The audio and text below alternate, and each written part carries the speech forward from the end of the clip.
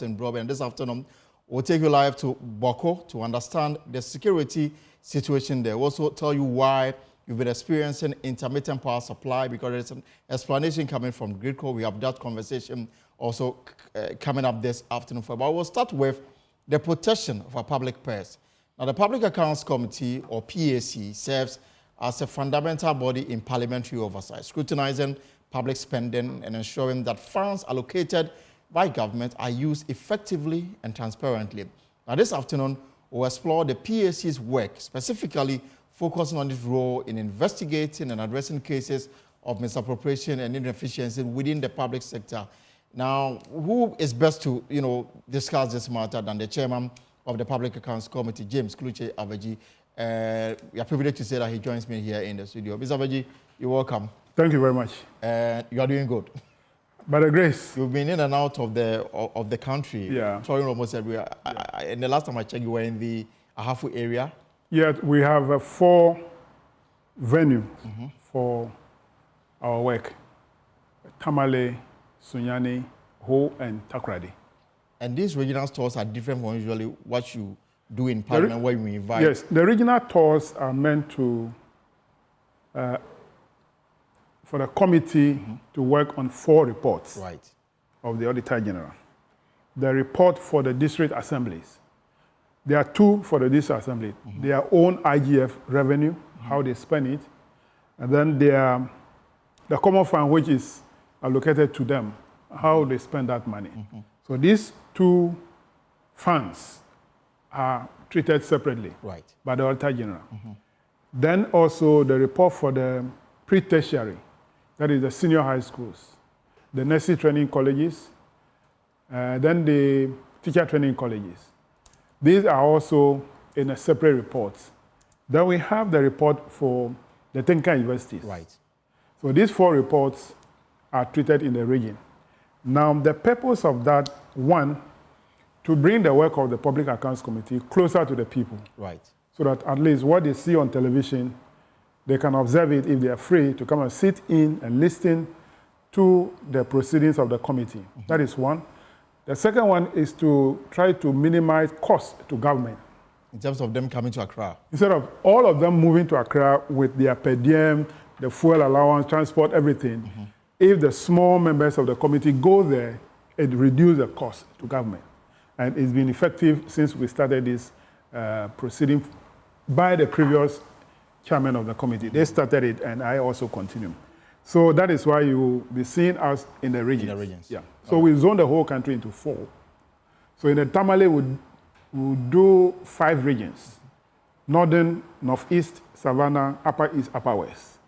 And then in Sunyani, we'll do another 5 regions: Kumas, that is Ashanti region, Bono East, Ahafo, and Western North.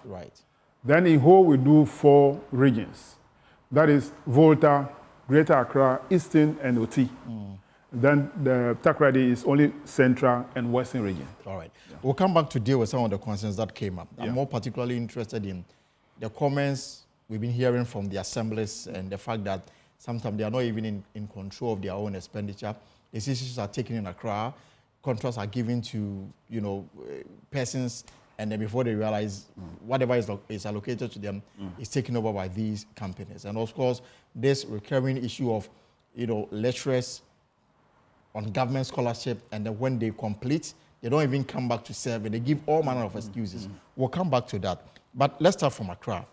Now, you set out to clear all outstanding reports of the Auditor General, and I'm wondering how far you've come in addressing this matter. As we speak, the committee is working on the reports of the 2023 report of the Auditor General. We work on the report of the Auditor General. So if the Auditor General doesn't report in a particular year, we cannot work on it. So before my committee took over in 2017, there were about 5 years backlog of reports. Unscrutinized reports. Unscrutinized reports. So every year the committee sat. Yes, because we started not at the time that Parliament started working in 1993. And then the committee started working around 2000. So there were backlog of reports, which the committee started to work on. And the work of the committee is such that by the time you finish working on 1 year report of the Auditor General, that year's report is also produced by the Auditor General. Right. So you clear one is there's added. More coming. So you are at the same point without moving forward. Because the Auditor General presents the traditional report about 8. Right. I've mentioned 4 reports. Then we talk about the consolidated fund. Right. We talk about the MDA report, which we usually work on in Accra here. That is the ministries, department, and agencies. We also talk about the public boards and corporations. Right.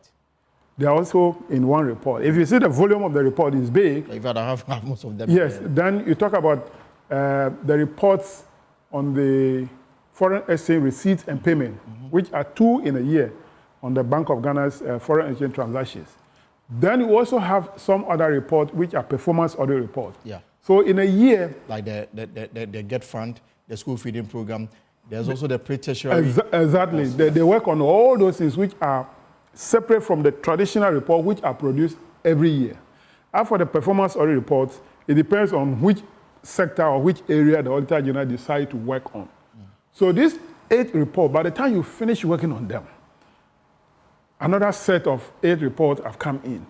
So you need to take a strategy to be able to speed up in your clearing of the arrears. So what we did as a committee is to decide that for every year, we try to clear 2 years reports.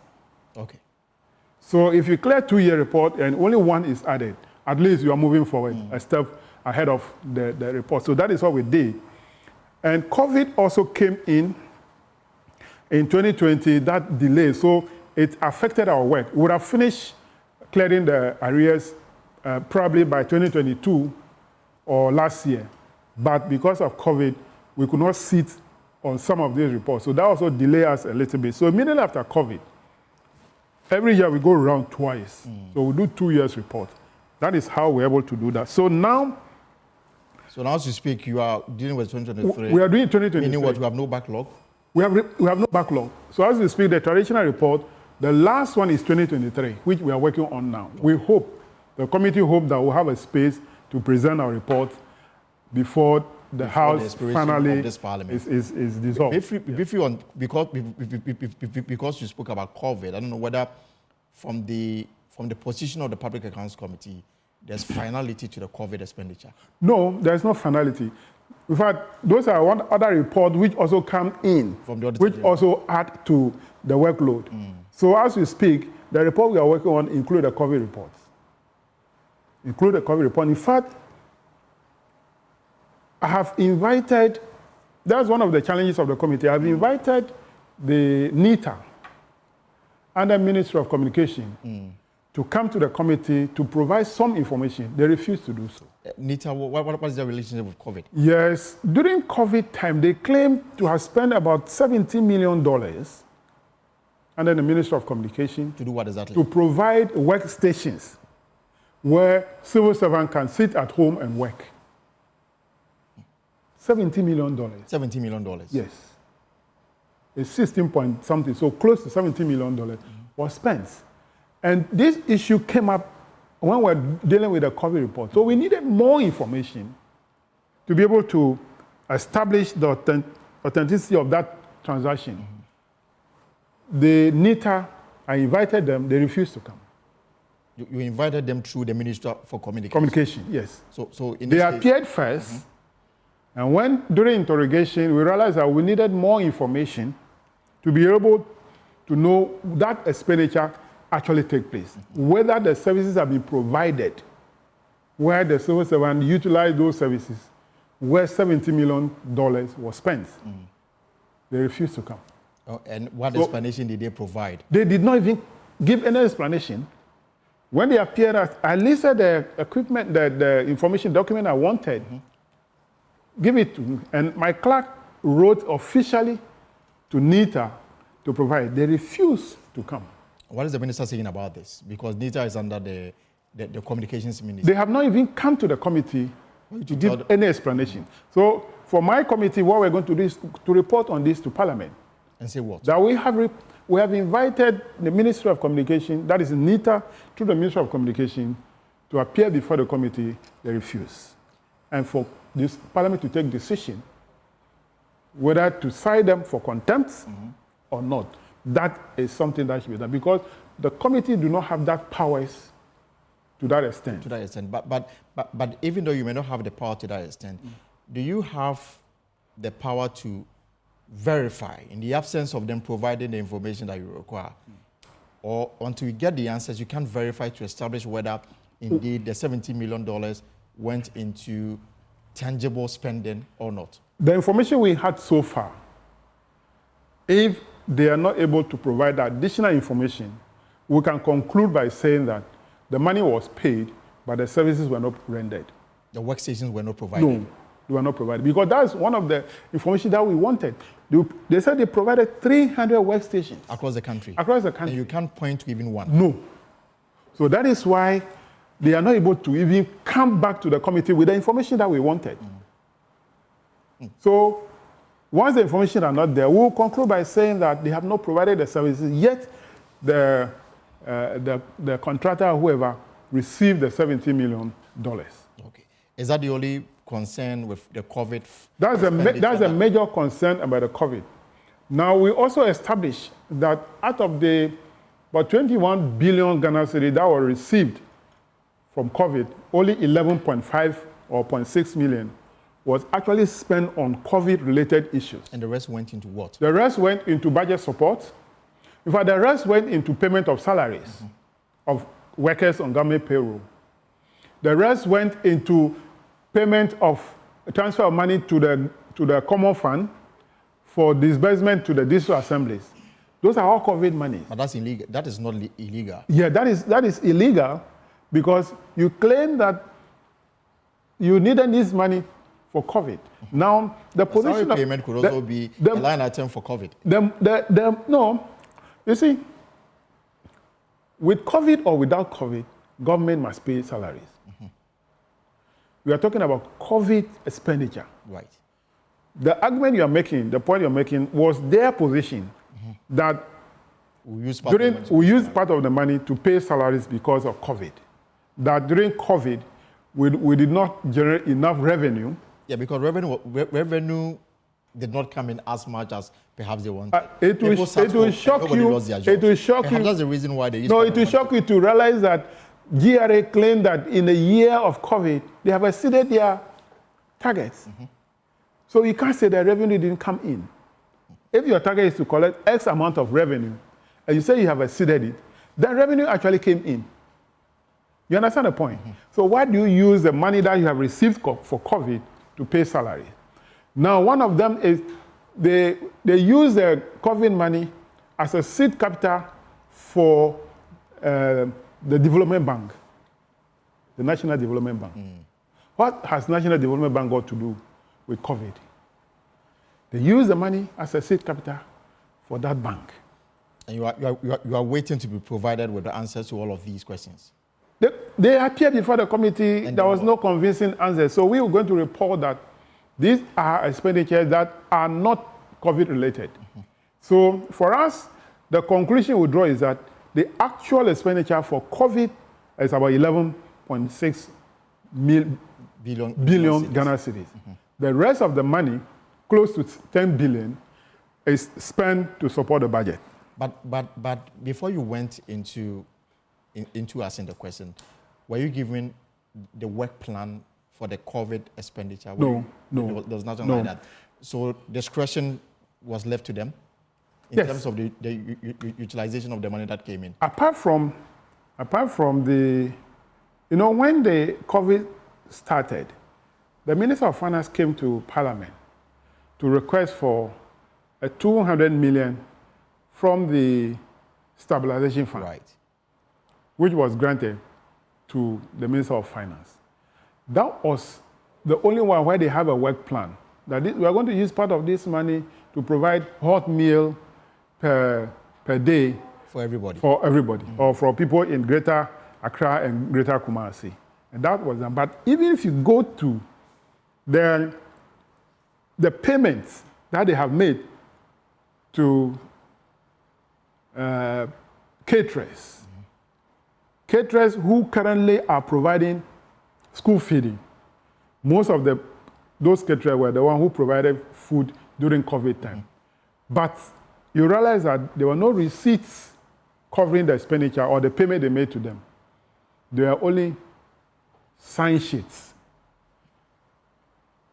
That maybe somebody sat in somewhere and created a sheet and forged signature. We will not be able to authenticate those signatures.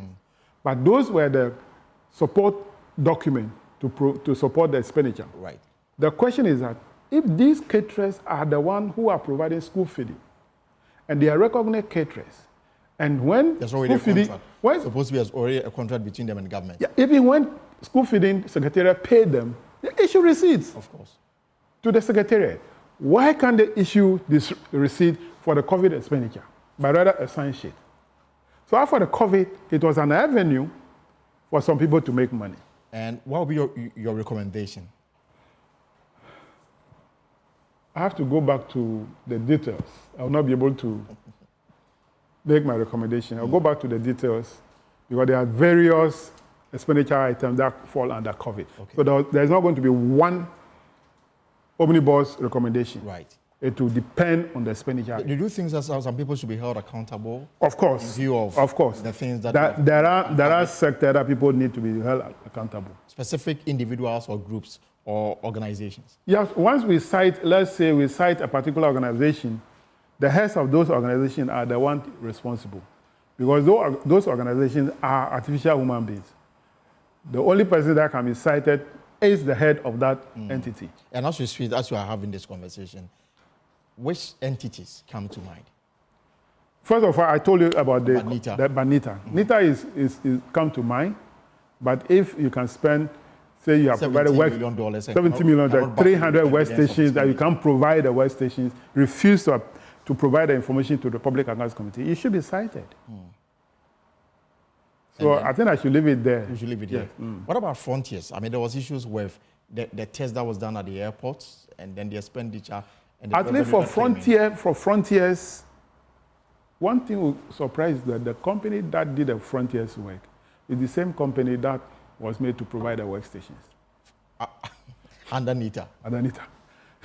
It's the same company, owned by the same, different company, but owned by the same person. So help me understand. So you can't go beyond NITA to demand accountability from these companies? No, we cannot go because you can only deal with public institutions. Yes, it's NITA that we can hold responsible. And NITA is at this stage refusing to comply. Yeah, they have refused to appear before the committee. And no or not to appear. They appeared, we demanded additional information, we fixed a date for them to bring those information. The day came, they refused to come. And the information were not provided. Let's go into the mind of the Auditor General. I'm just reading this Imani Ghana Fiscal Recklessness Index report. Yeah. And the Imani Center for Policy and Education, collaboration with Oxfam, hosted a significant event at Tank Palace to unveil the findings of the third Fiscal Recklessness report. The occasion attracted notable media presence and stakeholders from finance, including the Auditor General Yao, former Auditor General Daniel Yademelebo. The report scrutinized the Auditor General's finding related to the Ghana's ministries, departments, and agencies from 2021 to 2023, emphasizing the fiscal irresponsibility of certain public institutions, despite existing public financial management safeguards. Imani's senior researcher presented the key findings, which highlighted the critical objective of at the end of it, key findings from the report indicates that financial irregularities remain alarmingly high, totaling 4.9 billion Ghana cedi, approximately 2.3% of GDP in 2023, while this marks a decrease from the previous assessment between 2015 and 2020. The rising trend of irregularities since 2021 poses a significant risk. The report underscores the need for government to leverage the existing IMF programs and implement new IMF. Now, the finance ministry was identified as the most fiscally reckless institution during the assessment period.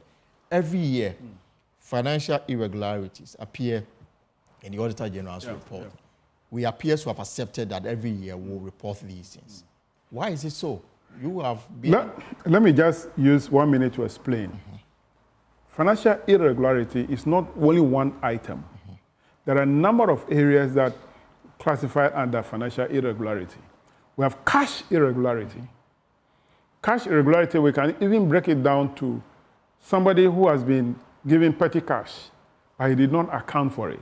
It's irregularity because it is against the established financial law.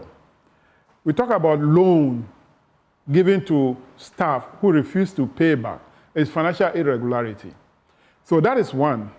Then we have procurement irregularity. We have contract irregularity. We have, there are about 7 of them. Some of them are on earned salaries and all those things. So when we talk about financial irregularity, it is not one item, there are about 7 of them. Under it. Under it.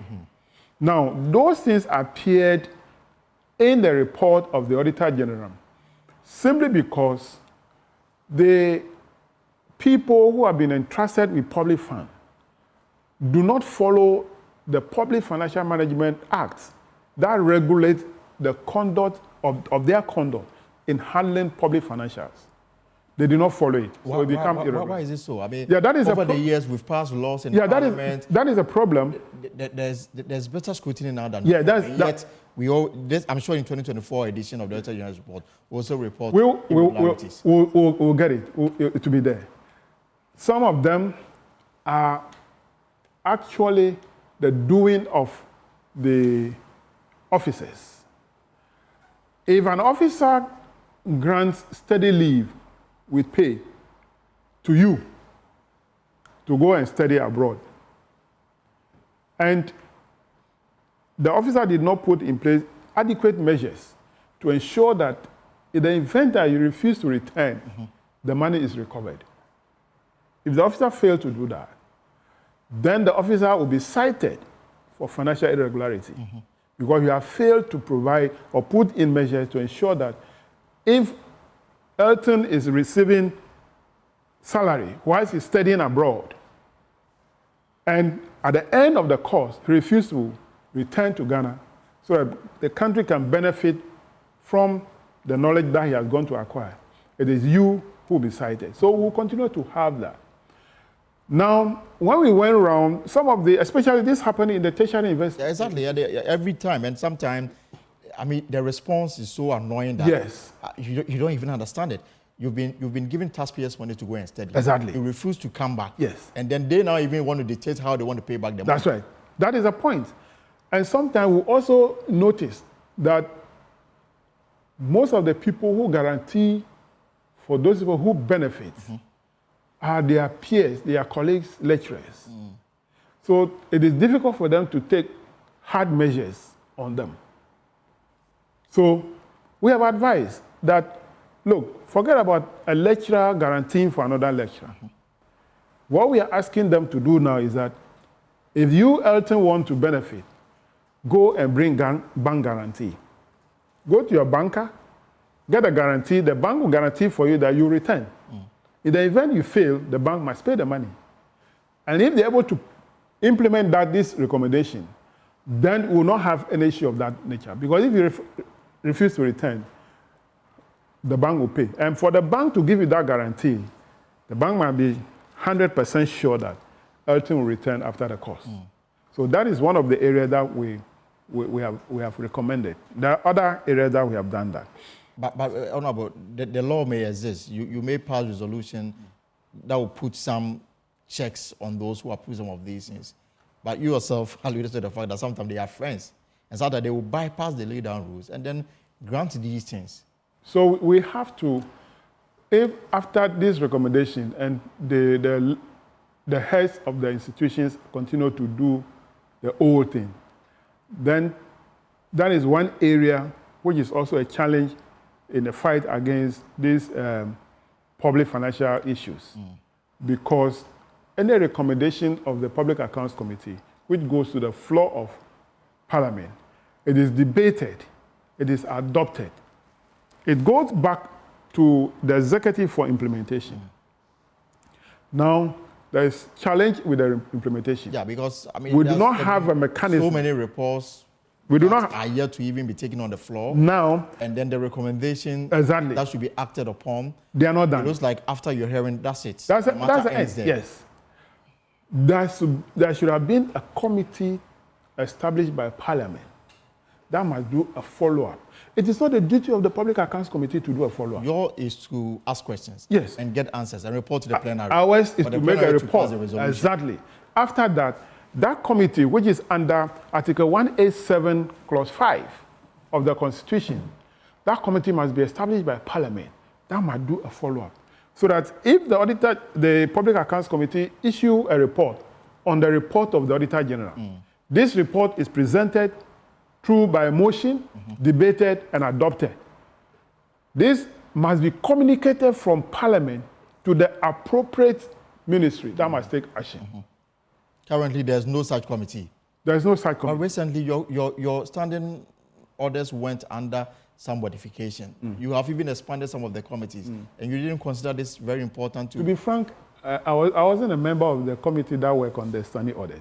But opportunity was given to us to make some recommendation, and I did. And yet it was not taken. It wasn't taken. Then Parliament itself is not interested in bringing finality to some of these reports. Well, ask that question again.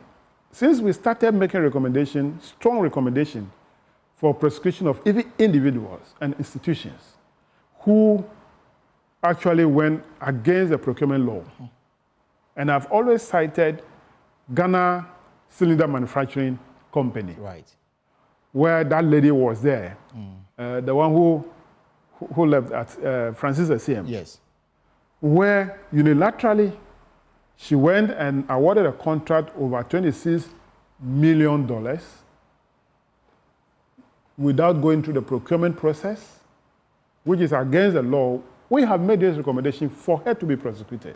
Yet the Attorney General did not take any action. When I queried him, why are you not prosecuting the people we have recommended? The Attorney General said, not he himself, in fact, that day it was one of his deputies who came. The deputy said that we have not been communicated to by Parliament. And that's the responsibility of the clerk. That's the responsibility of the clerk. So I have to ask my committee clerk to compile all those we have recommended for prosecution. The letter was drafted. It was sent to the deputy clerk, who vetted it and forwarded it to the clerk. It took more than 2 years for the clerk to endorse, append his signature.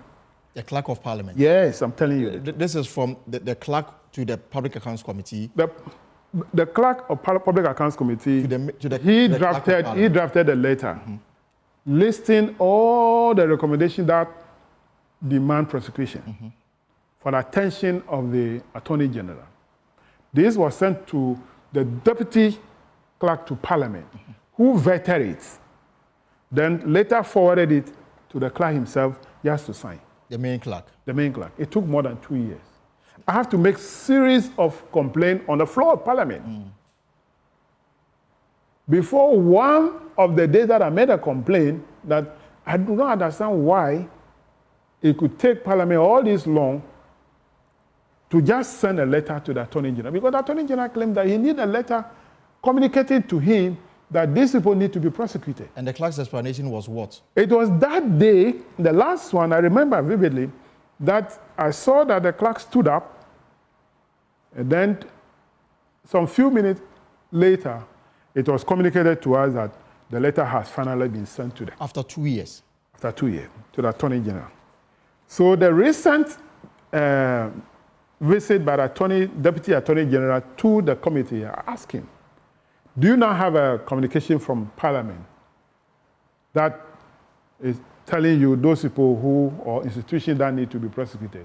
And he confirmed that they have not received it, and they are at the preparatory stage now to prosecute. As we speak now, I don't know the stage they have reached. I hope I have an opportunity to find out before the Parliament finally dissolved. But Honorable, what bureaucratic tendencies will get a clerk to sit on a document as important as, ensuring accountability, that it would take the clerk 2 years to forward that referral to the Attorney General's office? It is because we do not have any provision in our standing orders that will compel whoever the clerk is. It's not the current clerk. It could be another clerk who even refused completely to sign.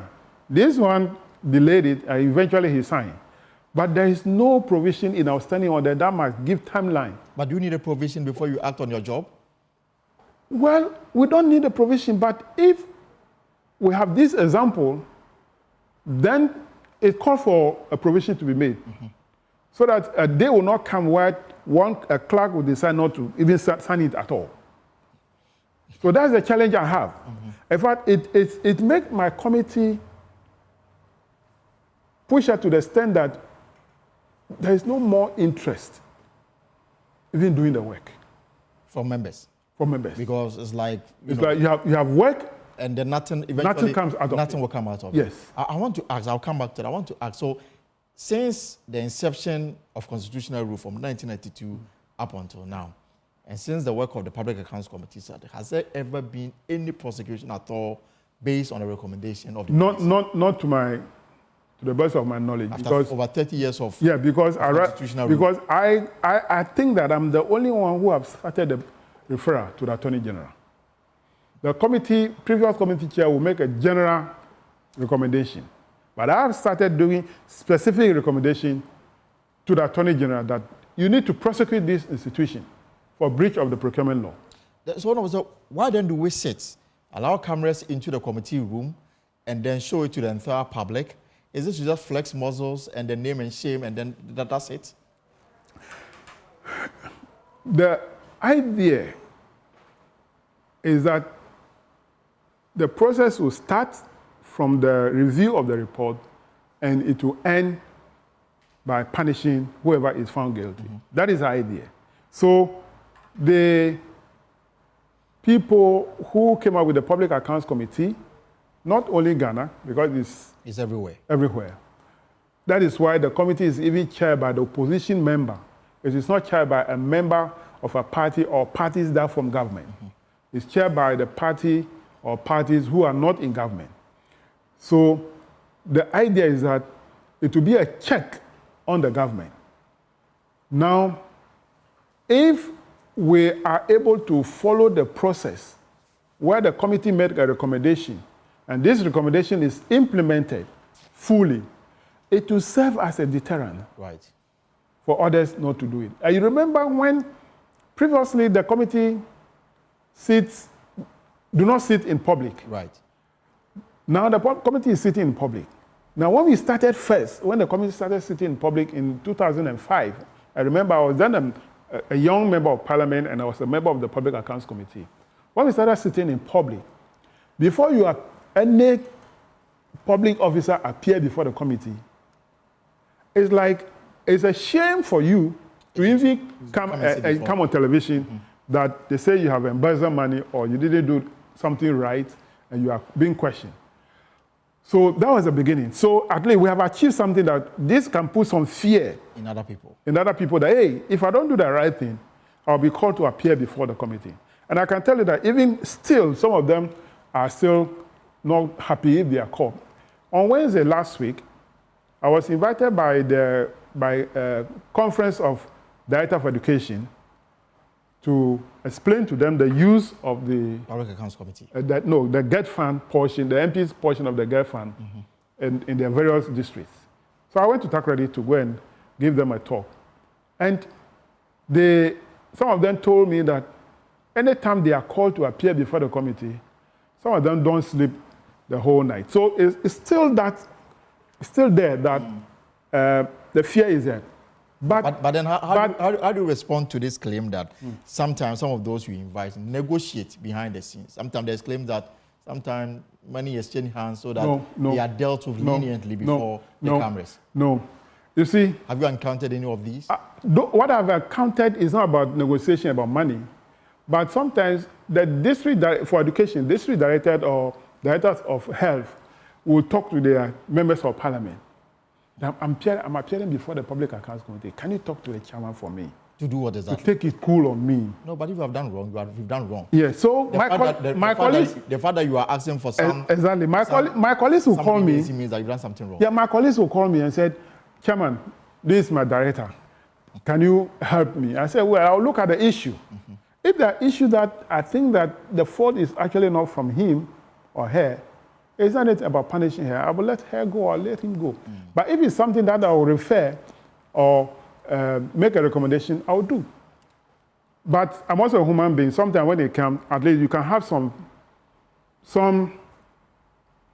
soft hands on them. Mm. But it doesn't mean that what they have done wrong, you will leave it, overlook it. But no. Then clearly you as chairman is sometimes under pressure to bow to the overtures from even some of your members. That's what I said, that if I look at the issue and the issue are not any controversial issues, I overlook those things because they are not something that probably are not even their fault. For instance, on earned salary, let's say a person received 1 month's salary and it's cited by the Auditor General that this person did not work for 1 month and receive a salary. Mm-hmm.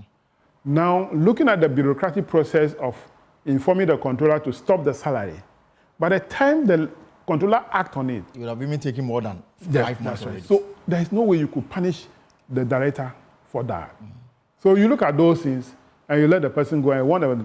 Make sure you do it on time so that you are not cited. Those are some of the issues that I overlook. But sometimes there's also partisan interest at play during the committee by committee members themselves. Definitely. Sometimes the matter is before the committee. They are interested in knowing which period the infraction occurred. I agree with you. If it occurred during the MPP era, then you see the NDC guys going hard on there. When it occurred on the NDC guy, the MPP guys going hard on there. And sometimes you see committee members even protecting witnesses that appear before the committee. Yes, I agree with you. That is wrong on the part of the committee. And I've been advising my committee members like, look, what we are doing, give some opportunity to civil servants to continue to misbehave. For instance, NPP is in power today. If the report comes, and that report covered the NPP era, and you want to defend, you are a member of the committee, you want to defend whoever is cited, that person knows that, oh, when I come, the MPP members will defend me. Right. They will continue to do the wrong thing.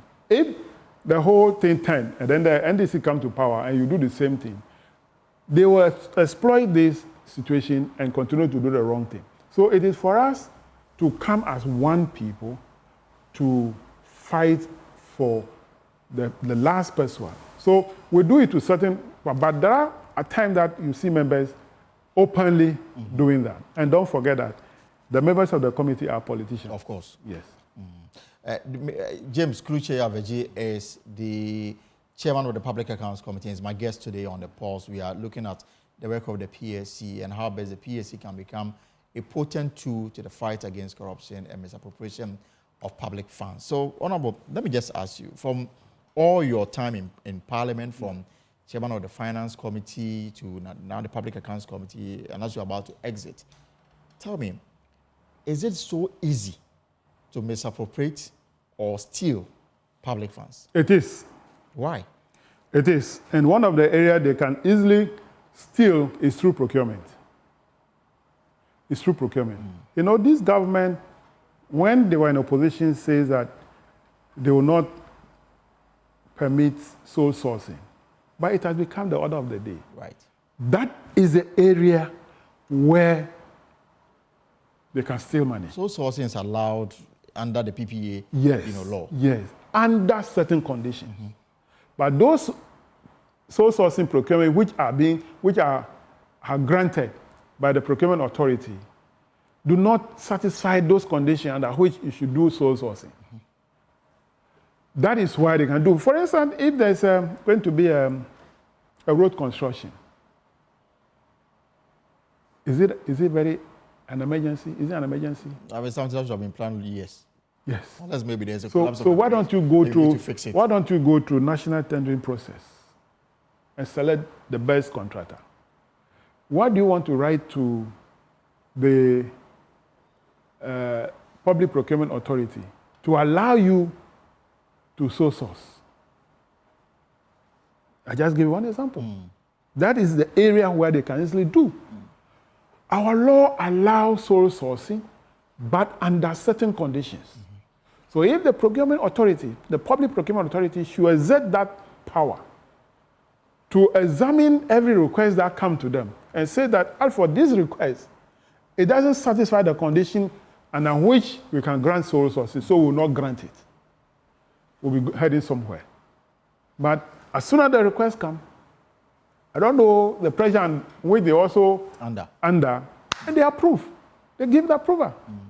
So it's one area that they can easily steal money, and that is the area they are stealing money. Because most of the irregularities that we see in the report always relate to procurement. Procurement. That is the simplest area that they can do. Sole sourcing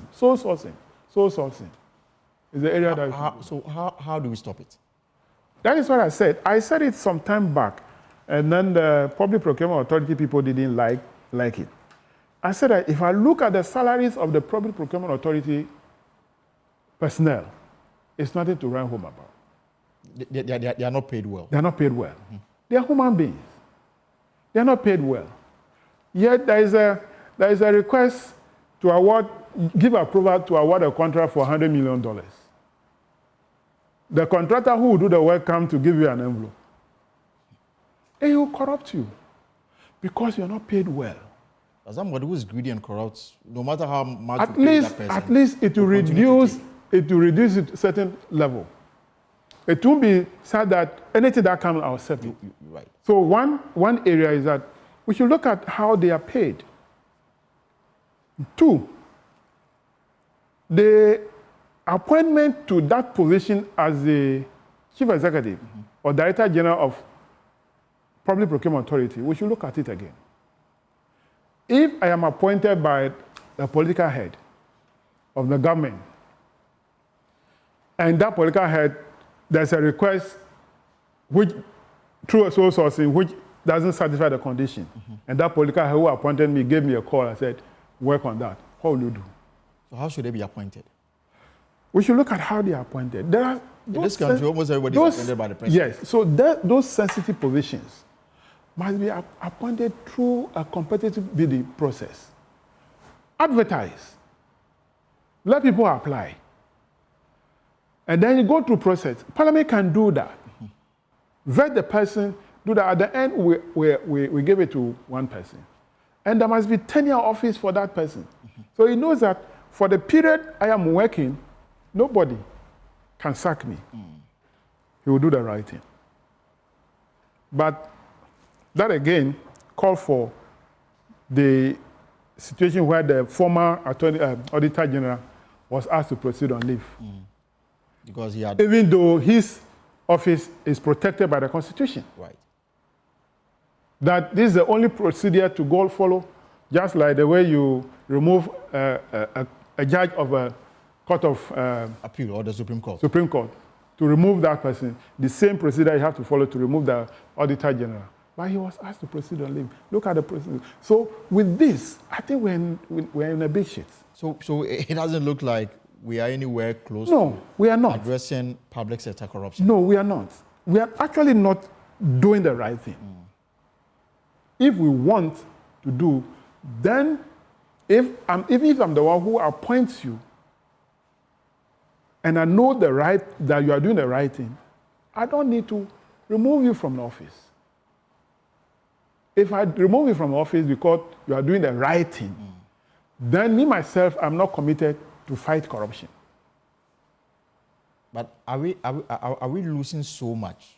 We are. In terms of the money. Sometimes the Auditor General says that the misappropriation is at this, but this percentage is recoverable. And then I ask, are we able to recover? Look, there are certain things that are not reported in the report of the Auditor General. Like what? The procurement that I've told you about. If the Auditor General goes, that government wants to procure this phone, okay? And if government go to the open market to procure it, or through a competitive procurement process, this phone can cost, like, let's say, 1,000 Ghana cedis. But because through sole sourcing, one is costing 5,000 Ghana cedis. The Auditor General will not cite it simply because there are documents to support it. Right. The Public Procurement Authority that has the mandate to give approval has given approval. So should we amend? So there is one area which we are losing a lot of money, but are not being reported in the Auditor General report.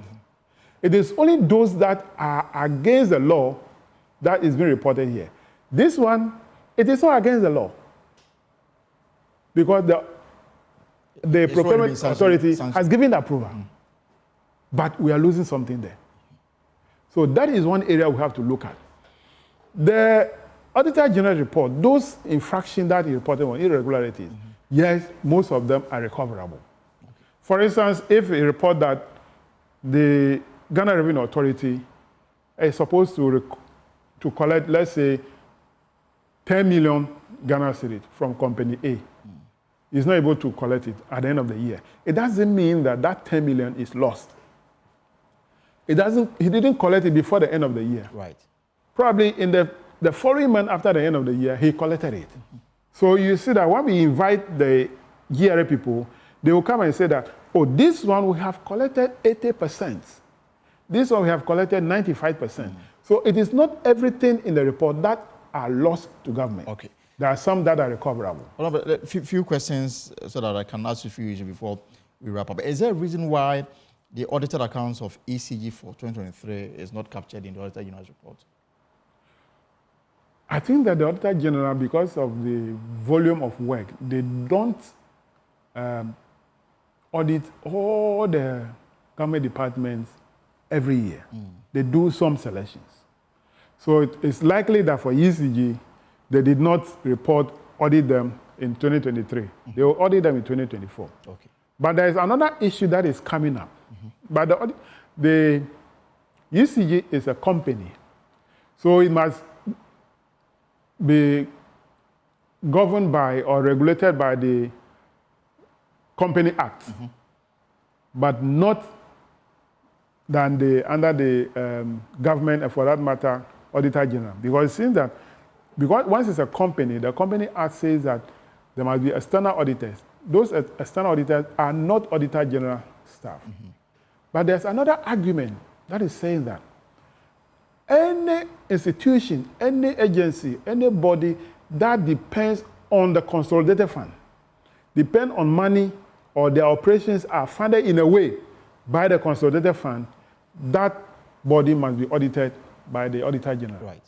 So let's look at it. Is this ECG funded by the Constitution? Of course. Yes. There are sometimes you see that government procure or take loan and procure items for them to go and expand their operation by sending electricity to other areas. Those monies are not recovered from ECG. So they are in a way receiving some support from the consolidated fund. And by that, they must be audited by the Auditor General. So that is why that argument is there. We have not come to a conclusion. But for now, they continue to audit them. So if they don't appear in the 2023 report, they will come in 2024. The Auditor General itself has raised issues about the conditions of service of staff of the Auditor General. Sometimes they even use their own resources in the conduct of government business. When you hear some of this and at the back of your mind, do you trust the work that they've done? Well, I don't have any means to doubt it because they go to the field. Whatever they see is what they report on. If they see something and they don't report on it, I will not be able to know. So for me, I take the work or the report of the Auditor General as the actual happening on the ground. On the ground. But if it is different, I will not be able to tell unless I go back myself to go and do that work, and before I can realize that, oh, there is something here that you do not report in your report. So, but for now, once we don't have that mandate to go and do that, or they will not be able to. Okay. Now, Honorable, given the current stalemate in Parliament, are you confident of finishing your work ahead of your retirement from the House? You don't even know when the House is my coming. committee? Yes. No, it's in doubt. I don't know. You don't know? Because we don't even know when the House is coming back. I don't know. That's why earlier when I said, I hope that there will be space for me to even present my report before the House is finally dissolved. And in but for now, I don't know. If you have the final opportunity to present a report on the floor and you are making recommendation, what would be your recommendation to make the public accounts more potent? My usual recommendation, one, the formation of that committee that might do a follow-up is one. Two, I recommended earlier that the Public Accounts Committee should be given some little power to, on the spot, refer public officials to the security agency. But sometimes you have a police officer who you direct to do certain things. Yes. What I did in 2021, I think so, was not based on the person's infraction in the report. Mm-hmm. It was based on the statement that person, the information the person gave earlier. Okay. And then, because those people came a week earlier, they told the committee something or what happened. We asked them to go and come back, and when they are coming back, they should come with the previous accountant. When they came and told the committee a different thing altogether. Mm-hmm. So you took an oath and lie. It's perjury. Right. So go to the police station, go and make another statement. Then we'll compare the three statements. That was the reason why I referred them. But even when I did that, mm-hmm. my own colleague, the current... the committee? No, not he. Yeah, he was at the committee at that time. The current majority leader. Alexander Fenyamaki. Yes, he was a member of my committee during the time that we did that. He was after me. He said, I did not have the power to do that. So I didn't want to do it again. So if the committee can be given that power, that you can see clearly that at the sitting, somebody was actually lying. He took oath and lying. Mm-hmm. And then you realize that this person have actually embezzled the money. But you don't have the power to refer the person to the police immediately. You can only do that through the reports. Mm. And it takes time, at least 3 or 4 months before the report is taken. Right. By that time, if the person wants to run away, you would have gone a long time. Chairman of the Public Accounts Committee, James Verge, is my guest here on the pause. Now, just like you do on your committee, when you allow public interest questions, I have loads of public interest questions. Those are people who have been following your work in Parliament from the first day up until now that you are thinking of hanging your boots. And the first question really is asking about your verdict of the 8th Parliament. Some say that it's been too acrimonious. I mean, you've passed the least laws because you spend more time fighting than doing the work of parliamentarians. What is your verdict of the 8th? I've been in Parliament from the 4th Parliament up to the 8th Parliament. So I agree with them that this Parliament has been the toughest Parliament. The 8th Parliament has been the most toughest Parliament. In fact, it did not even give freedom to members of Parliament. Because sometimes you can be shuddered to travel, but because there is a controversial issue coming to the floor, you have to abandon your travel. You can be in your constituency, you are recalled immediately to come. It doesn't make the work enjoyable. So this Parliament has been the most acrimonious Parliament. Some say it's been the worst. Do you agree? No, it's not the worst. It's rather the Parliament that is testing our democracy. Because a day will come, we'll have a minority government. Mark it somewhere. Mm-hmm. A day will come, we'll have a minority government, where a government of the day will have fewer members of Parliament. Mm-hmm. We have to manage as a country. Japan, their Sunday election, the ruling party has lost majority in Parliament. Even in the current U.S. composition. Yes. Yeah. So we should prepare for that. So this is the beginning that is testing how we can cope the situation where we have a president who will have a minority in Parliament. But we have to doing it right. I mean, the fisticuff has become the order of the day on any contentious issue. No, apart from 7th the election of the speaker. Yeah, I mean, we don't E-levy the way you went last week, for example. Last week there was no fiscal. Because the other side said that they decided to give you the win so that you would not do the things you wanted to do. It's very interesting, Parliament. But I think that it's okay. It's okay. It's been the toughest, but I think it's okay. Another public interest question that is coming in from one of the parliamentary reporters is asking, since you were removed as deputy minority leader, how did you receive that development? Do you believe you were treated fairly, given your many years of service to the NDC? I told myself that I would not make public comment on this. And since then, I've never made public comment. It's a public interest question. Yeah. But my answer is that it is my party that gave me the opportunity to serve in that position. It is the same party that said, it's enough for you, go and sit somewhere. Why should I be angry? No. You've never been bitter about it? No, never. But the way and manner in which... I have never been bitter about it. The claim is that you were not even aware, you heard it on the radio. I actually was out of the country.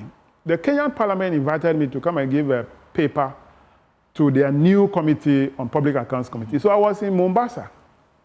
When my clerk called me, my secretary called me, that there's a letter from me from the party office. And I said, read it to me. And eventually the outcome is that I've been relieved of my position. The party did not even consult you before writing the letter to you. No. That clearly is not the right way to go. Well, for somebody who served the party from the 4th Parliament up until now, rose to leadership position in the party. It did not matter. It didn't change me as Honorable Avaji. It didn't change me. So what I did was I asked her to take a snap of it and send it to me, and she did. So what I did was rather to send that copy to the General Secretary to thank him that I received your letter, because it was signed by the General Secretary. I received your letter, and I want to thank you. That's all. When I came back, the following week was public hearing. I went and sat. People thought that, hey, this man will change, and I did my work perfectly. And I said, I'll not make no comment because of what I've told you that. It's the party that gave me the position. It's the party that took it. But maybe there's a bigger position for me, which the same party will give to me. So why should I be aggrieved when they take this one from me? But the reaction that followed from even key members of the party in Parliament clearly, showed that the party did not. Well, I think that itself. I think we have overcome that. We have overcome that. So let's move forward. Somebody is asking about the pressure on MPs in meeting the needs of their constituents, and whether that has become a disincentive for people to go to Parliament, because a lot of people leave Parliament poor than they came. It is true. It is true that the pressure from your constituent is so high that, and if the pressure, the demands comes, you find all means to give to them. To the extent that you deny your immediate family their needs. Because to you, your immediate family will not go and be destroying you in public. Right. But if you don't give to this outside person, that person go and be destroying you by giving you all sort of names. So you end up satisfying the outside people against your own immediate family. The demand is there, and it's becoming worse. When I entered Parliament in 2005, January, we did not have this mobile network where all these issues... Anybody can call you from anywhere. It is unless you go to your constituency and they hear that you are in, then they'll come to you. But now, text message, WhatsApp message, calls, and the worst of it is Momo. So you can't give an excuse. Even if you're in Borg, you're in Tamale and they're in Georgia, or Apipa or Tajahu in my constituency, it's a matter of do a Momo to me. And if you want to meet everything, then it's like... You can't even meet all. Your salary itself is not enough. You can't meet all because your salary is not enough to satisfy all the demands. So you have to be managing. There are times someone will come to you today, you give the letter you have to them. After some time, they come back. If you're not able to give to them, they go around and be destroying you. In fact, the story is told, a member on your side, a senior member, told me this very interesting story, that there's this gentleman in this constituency, he helped to go to the teacher training college. That's so right. The guy has graduated, he's a teacher. Then he went to the constituency. At 4 a.m., he was asleep. Then he heard a loud knock on his door. He was thought maybe there was some security matter. He came out and he saw this gentleman. He had to go to the training college, and then the gentleman had come to inform him that his girlfriend came to spend the night with him. The girlfriend came with a motorbike, but when they woke up and was going to escort the girl, somebody had stolen the motorbike. So he had come to take money from the MP to go and buy a motorbike for the girl. And so I asked him, what was your, is that he looked at him for like 30 minutes. He just couldn't find the words to respond. Yeah, it's true. Some going to marry a second or third wife will come to you for money. Now, I'm going to buy a second wife. I'm going to marry a second wife, so support me. So retiring now will give you some kind of freedom to... Yeah, actually, I decided that I'm not going again. There is this saying that no matter how good a dancer you are, you must leave the stage. At some point. Yes, and then the best time to leave the stage when applause is high. And people still say I should go. No, it's okay. I'm old now. At least I'm on the sea floor. Okay, so the young ones to come and take over. Right. So I've taken that decision, and the people who came to me that they want to take over from me, there were actually 11 people. I've encouraged all of them. At the end, 8 of them went and contested, and the young man won with a different one. You saw what followed. But one interesting thing that I did that made the rest of them to accept me was that I told them, I met all of them, I told them that I am not going to vote for parliamentary, primary. I'll vote for presidential, Mahama. And parliamentary, I will not vote. Because if I vote...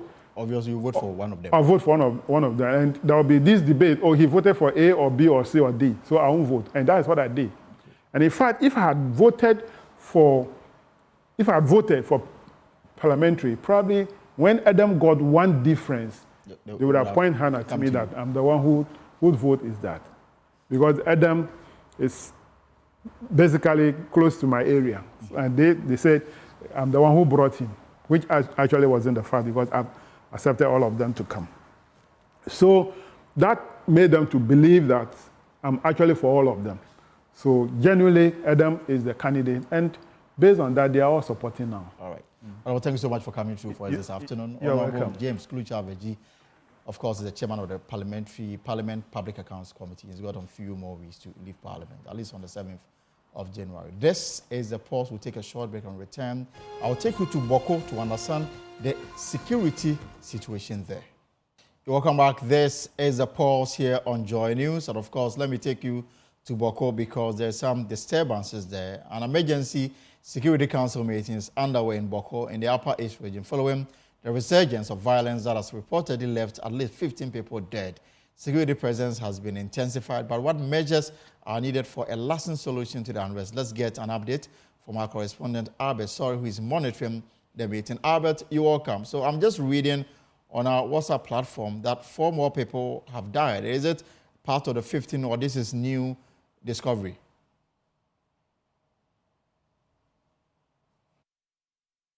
And if you can unmute for me, Albert.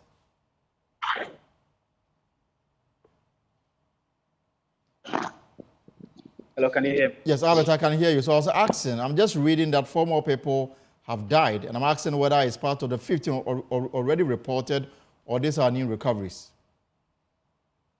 Yes, so this is just, these 4 are part of the number that has already been accounted for. We know about 8 who died on the highway. The 15 seems to be a total number of other people who have died in the course of the resurgence of this attack.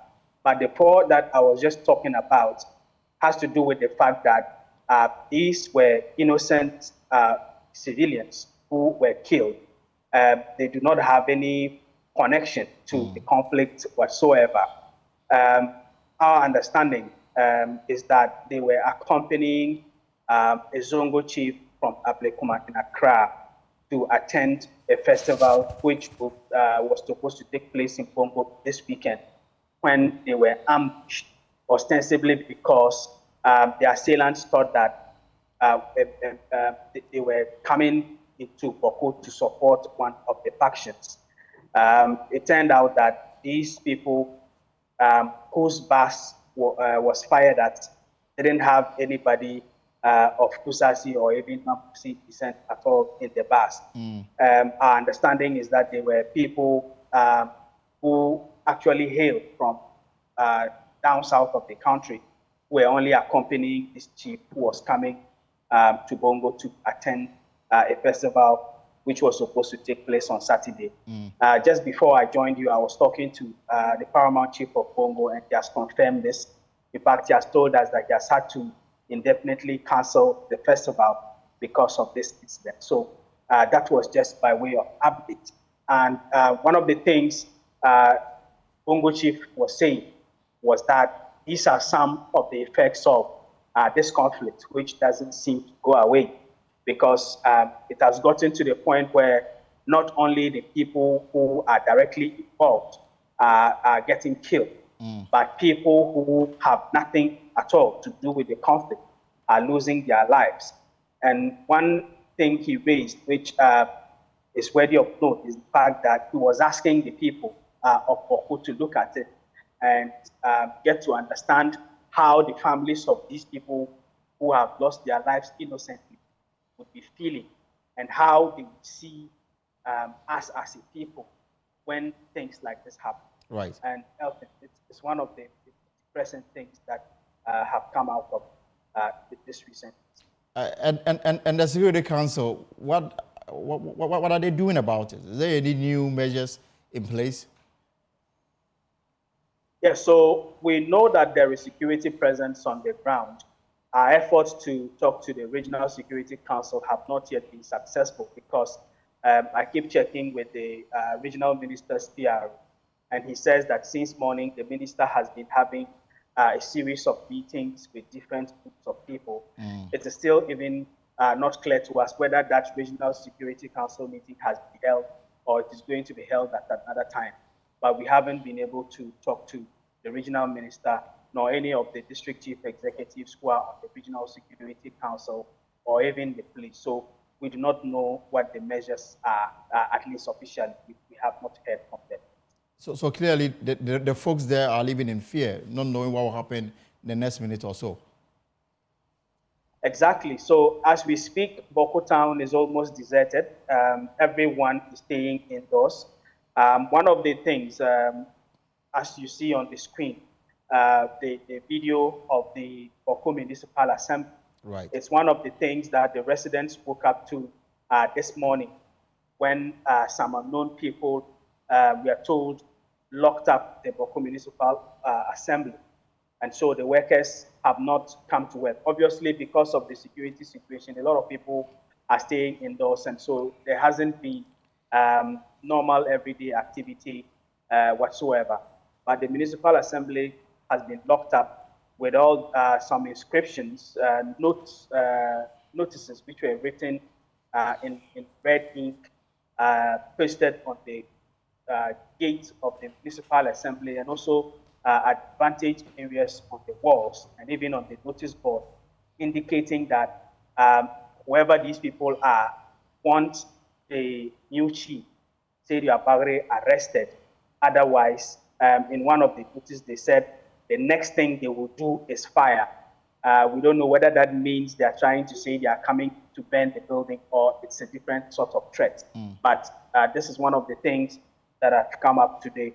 And a lot of the natives, the citizens of who are staying indoors, there's little to no activity on the streets. But finally, before you go, what about movement in and out of Boko, especially for commercial vehicles that obviously have nothing to do with the conflict? Are they going about their business, or for now there's some kind of a halt in that? Obviously, because of the happenings of yesterday, in fact, somebody circulated a very strong WhatsApp message indicating how he witnessed them pull out people from a bus that he or she was traveling in. They pulled the people out and lynched them. And so, as far as travel is concerned, many people would not even be attempting to travel into or out of Boko. And as I said, the whole town is almost a ghost town. There's very little activity. So even movement of vehicles, you rarely see it. And so as far as travel is concerned, I would say that there is nothing of that sort. One of the issues we have is people who may be traveling from Bolga to Accra, because Bolga to Accra, Bolga to Tamale, or Bolga to Kumasi, that stretch is where the attacks happened yesterday. But we are told that security presence is there now. In fact, the police issued a statement this month, joint with the Ghana Armed Forces, and they indicated that they are patrolling that highway now, and they are assuring people that it's secure. Unfortunately, I haven't been able to use the stretch, so I can't tell, but this is the assurance that has been coming from the city.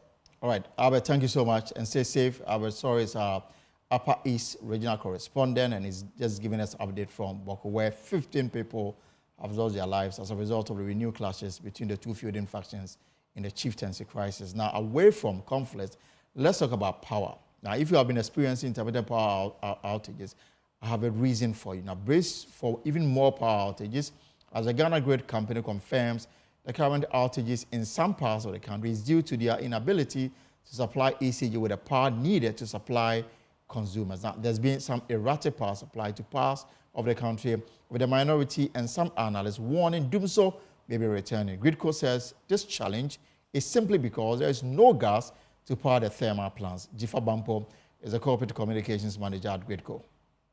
So currently, Gridco, as far as we are aware, as the transmission entity and as the entity that manages the national grid, we are aware of some commercial challenges with supply in reference to gas. When we say commercial challenges, it means there are agreements, payments, negotiations that need to be done with the gas suppliers. So really, that has nothing to do with that. But the challenge is once there is a drop in supply as a result of those bottlenecks, it affects generation capacity, and then ultimately it affects transmission as well. So for us, we are unable to provide the full quantum of power supply that ECG would need for demand in country. And that's just because there are these commercial issues related to the gas parties and government. Those need to be addressed. Then if we get the full quantum of gas supply as we normally do, then we can address mission issues. Usually what would happen is if Sunon Asobi was operating, they were operating because they would have received a supply of gas. However, if they have chosen not to operate, as I understand is their decision, that would have gone to them would just be reallocated to other suppliers who use gas for their thermal plants. So it doesn't really have anything to do with the recent outages. The current outages we've all experienced, including myself, is really just because we don't have the full quantum of gas supply, indigenous gas supply in Ghana, to meet our demand needs. And that is the reason why we are seeing these challenges. As soon as government is able to address the commercial issues with the gas producers and suppliers, then we should be okay. That is for in-country. So this has nothing to do with gas as well. It's about our suppliers in country and their negotiations and requirements from government. That has nothing to do with Gridco. Well, the ranking member on the Mines and Energy Committee of Parliament, John Jinapor, says that government is simply struggling to raise the needed funds to procure gas. The reason why we are experiencing doom so. Well, our checks, incontrovertible, confirms that Gridco has been shedding load over the past 1 week, and that is going to get worse from today. There are two main reasons, and like Gridco put it, the first challenge is the issue of fuel. Because consumption is increased, the gas that we bequeath to this government is unable to meet the gas supply needs. And so government has been procuring light crude oil at a cost of about $40 million every month. But because of the current financial situation, government is unable to support the power sector players to procure light crude oil. And so as we speak, there is shortage of light crude oil. So even when the plants are available, because of inadequate fuel, they are unable to generate enough power to meet domestic needs. Two is that Asogle has also decided to shut down its plants, more than 500 megawatts. And so that creates a huge shortfall. So the combined effect of these two unfortunate situations has led to a significant reduction in the supply of power.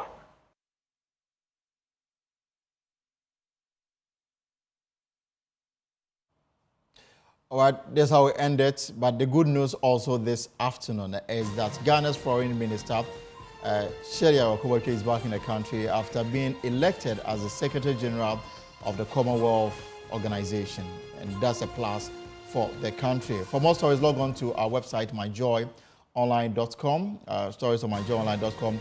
Speaker Alban Babin rejects Supreme Court writ on vacant seats ruling and returns the document to Parliament. The Electoral Commission has also been explaining something that you need to pay attention to, plus other compelling stories on myjoyonline.com. Well, that's our show for today. Whatever you are up to in the hours ahead, I hope it's profitable. My name is Elton Bobe. Have a good evening and take care. See you tomorrow, same time here on The Pulse.